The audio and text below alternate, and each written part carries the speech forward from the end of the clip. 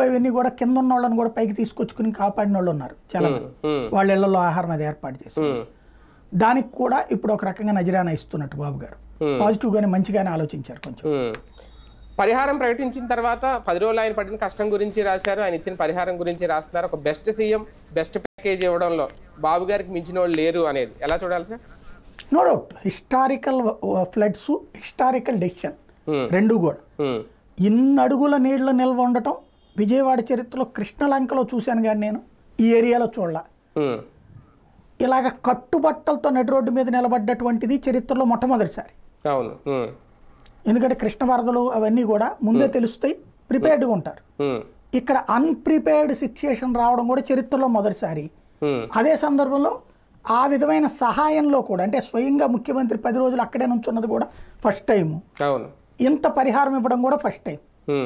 అన్ని ఫస్ట్ టైమే. ఖచ్చితంగా ఆ విషయంలో చంద్రబాబు గారి ఉదార హృదయాన్ని అభినందించాలి, గౌరవించాలి. బోటు విషయంలో రాజకీయం అయిపోయినట్టేనా? ఒక బోటు బయటికి తీశారు అనేది దాదాపు బోట్లకు కూడా 3 కోట్లకి పైగా ఖర్చు పెట్టాల్సి వస్తుంది అనేది. బోట్లకు సంబంధించి అది ఎప్పుడూ జరిగే సమస్యే. దానికి శాశ్వత పరిష్కారం ఏంటో ఆలోచించుకోవాలి. నేను ఇంతకుముందు కూడా చెప్పా, పడవల రేవులు కట్టడం కరెక్ట్. అవును, పడవల రేవులు కట్టకపోతే ఇక్కడ మన కూడా లంగర్ గురించి